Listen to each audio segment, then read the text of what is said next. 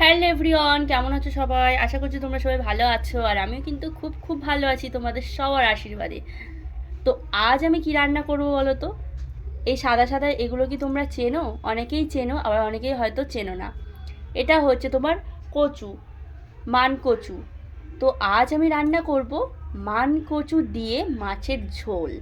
মান কচু তো তোমরা অনেকে অনেক রকমভাবেই খেয়েছো, কিন্তু মান কচু যদি মাছের ঝোল দিয়ে খাওয়া যায় না, রান্না করে ঠিকঠাক জাস্ট ফাটাফাটি লাগবে। তো আজকে স্পেশাল ভিডিও মান কচু দিয়ে মাছের ঝোল, সেটাই তোমাদেরকে শেয়ার করব।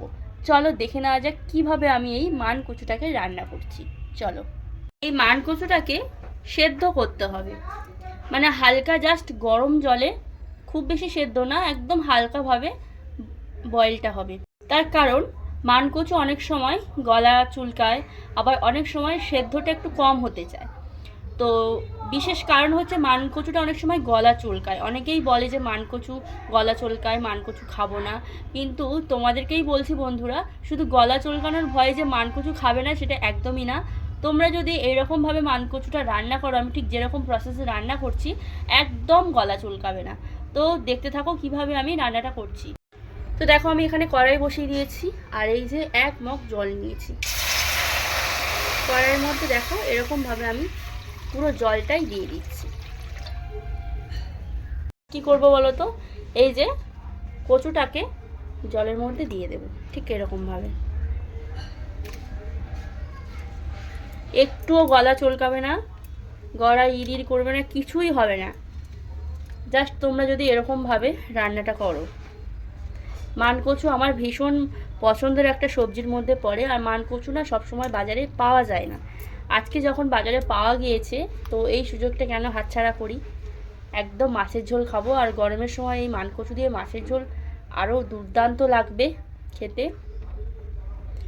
তো আমি 4 থেকে 5 মিনিটের জন্য ঢাকা বন্ধ দিয়ে রাখবো, রেখে কচুটাকে হালকাভাবে সেদ্ধ করব, খুব বেশি না।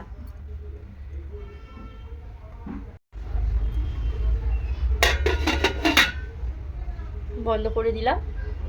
এবার গ্যাসের ফ্লেমটা একেবারে হাই করে দেবো, দিয়ে ভালো করে একটু ফুটিয়ে নেব। তো 3-4 মিনিট হয়ে গিয়েছে, এখন আমি ঢাকাটা খুলে নেব। দেখতে পাচ্ছ একদম হালকাভাবে বয়েল করব, আর কিন্তু একদম সেদ্ধ করব না। গ্যাসের ফ্লেমে অফ করে দেব। দিয়ে এই যে জলটা উঠেছে, এটা পুরো ফেলে দেবো। এরকমভাবে জলটা ভাপিয়ে ফেলে দিলে কচুটা, তাহলে গলা একদম চুলকাবে না।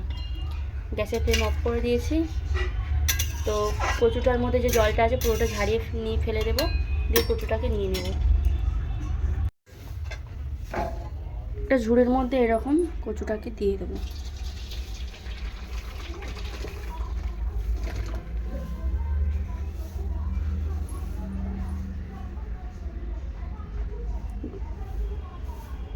দেখতে পাচ্ছ পুরো একদম জল ঝরে যাবে, তো এরকমভাবে জলটা ঝরিয়ে নেব ভালো করে। আর এই যে দেখতে পাচ্ছ আলু নিয়ে নিয়েছি, নতুন সবে সবে উঠেছে চন্দ্রমুখী আলু। তো সেই জন্য আর কি খোসাটা মা 2-1টা তোলে নি, মা খোসা শুদ্ধ আলু পছন্দ করে। দিয়ে দেবো কড়াইতে পরিমাণ মতো। হ্যাঁ, এই যে মাছটা ভাজা হয়নি আমার, যদিও এখনও নিয়ে নিয়েছি তেলাপিয়া মাছ। একদম ফ্রেশ মাছ, বাজার থেকে টাটকা টাটকা মাছ কাটিয়ে নিয়ে এসেছিলো, মা ভালো করে ধুয়ে দিয়েছে। দেখতে পাচ্ছ একদম টাটকা মাছ, তেলাপিয়া মাছ নিয়ে নিয়েছি। এবার দিয়ে দেবো লবণ। মাছটাকে লবণ হলুদ দিয়ে ভালো করে মেখে নেব। হলুদ দিয়ে দেবো পরিমাণ মতো, আর সামান্য একটু লঙ্কা গুঁড়ো দিয়ে দেবো।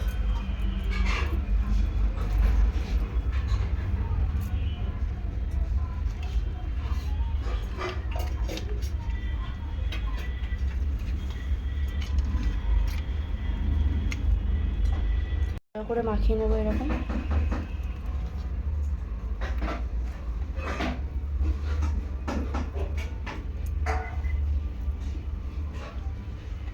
প্রত্যেকটা মাছ এরকমভাবে মাখিয়ে নেব মশলা দিয়ে। মোটামুটি এখন মাখানো হয়ে গিয়েছে।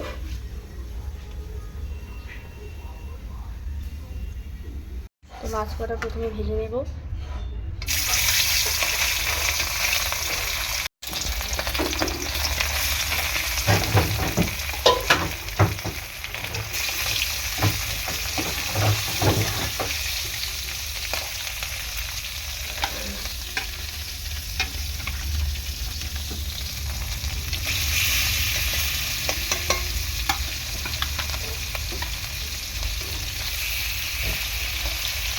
সবগুলো মাছ ধরবে না, ওই জন্য অল্প অল্প করে ভেজে নেবো। এগুলো উল্টে পাল্টে দেবো। একটা ভাজা হয়ে গিয়েছে, উল্টে দেবো।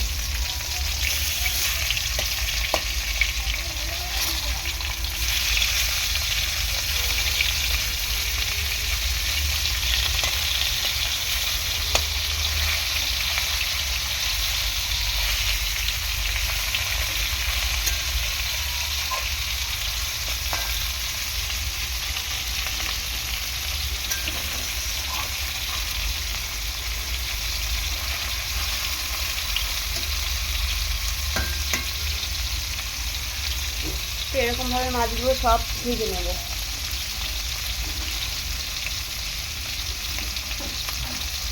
তো উল্টো সাইডেও মাছ ভাজা হয়ে গেছে, দেখো এক সাইড হয়ে গেছে, আরেক সাইডও হয়ে গিয়েছে, মানে দুদিকেই মাছ ভাজা হয়ে গিয়েছে।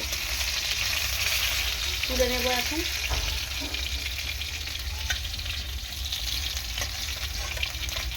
দেখো দুদিকেই ভালোভাবে ভাজা হয়ে গিয়েছে।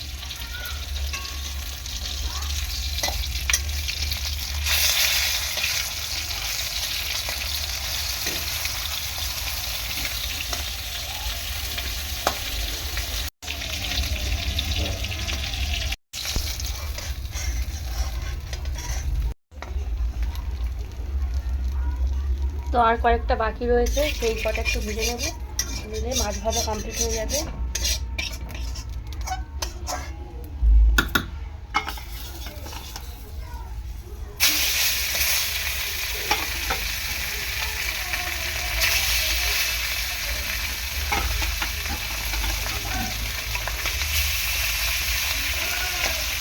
এই মাছগুলো ভাজা হয়ে গেছে, যেগুলো ছিল আরও সবগুলোই তুলে নিচ্ছি।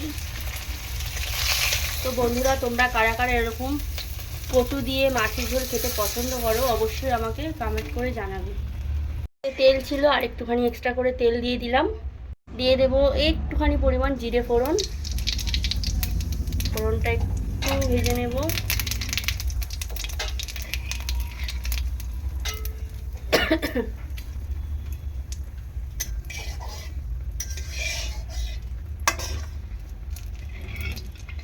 দু মিনিট ফোড়নটাকে একটু ফ্রাই করে নেবো। দেখো ফ্রাই হয়ে গিয়েছে। আর এদিকে দেখো আমি পেঁয়াজ টমেটো কেটে রেখেছি, দিয়ে দেবো।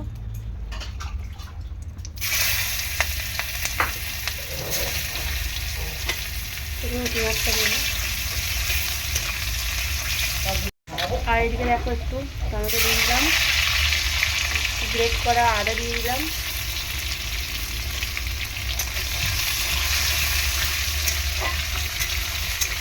এরকমভাবে মাছের ঝোল রান্না করে না একবার খেলে বারবার খেতে ইচ্ছা করবে।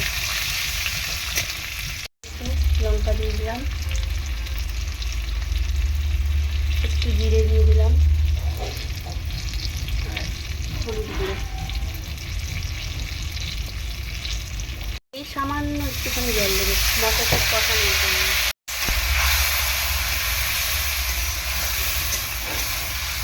জল দিলাম মশলাটা যাতে কড়াই বসে না যায়, আর খুব সুন্দর মশলাটা যাতে তৈরি করা যায়।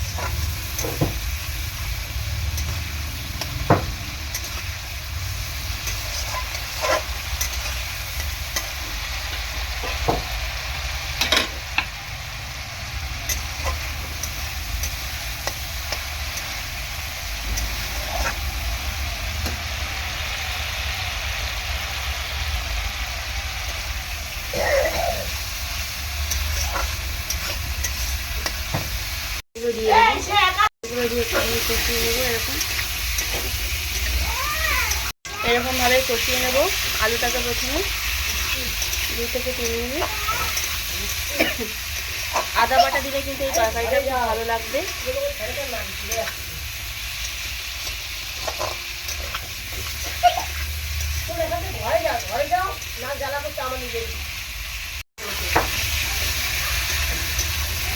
আলুটা 2 মিনিট ধরে কষিয়ে নেবো, একটু লবণ দিয়ে দেবো হালকা করে।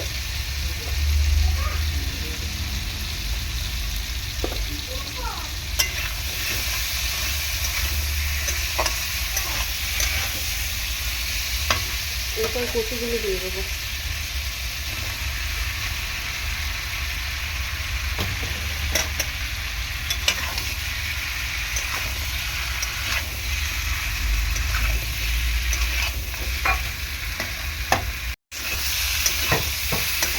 এরকমভাবে কচু রান্না করলে একদম গলা চুলকাবে না। তোমরা বাড়িতে যারা কচু খাও না তাদেরকে বলছি, একবার বাড়িতে এরকমভাবে কচু রান্না করো, দারুণ লাগবে। আর খেতেও খুব টেস্টি হবে, মনের মতো লাগবে। একবার খেলে না বারবার খেতে ইচ্ছা করবে। আর স্বাস্থ্যের পক্ষে এই মানকচু খাওয়া খুবই দরকার, খুবই উপকারী।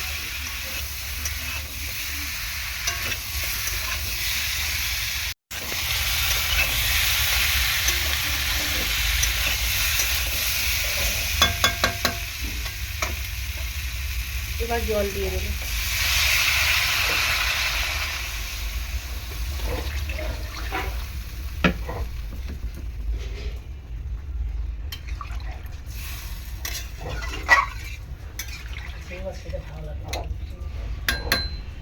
অনেকক্ষণ ধরে ঢাকা দিয়ে রেখেছিলাম, এবং ঢাকাটা খুলে দিলাম। দেখো কত সুন্দর কালার এসছে, দেখতে পাচ্ছ? কয়েক টুকরো পাকা লঙ্কা দিচ্ছি। কাঁচা লঙ্কাই ঘরে আনা ছিল, সেগুলো একেবারে পেকে গিয়েছে। এরপর একটুখানি লবণ দেবো। লবণটা একটু কম রয়েছে, তখন অল্প করে লবণ দিয়েছিলাম আমি। একটুখানি লবণ দিয়ে দেবো।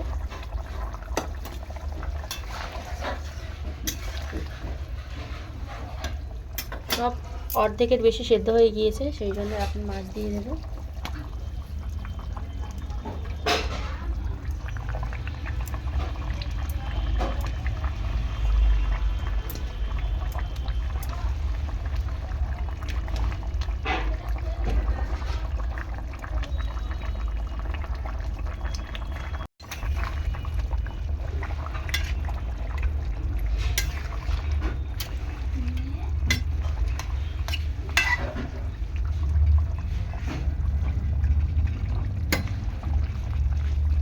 তো দেখো রান্না প্রায় শেষের পথে হয়ে এসেছে।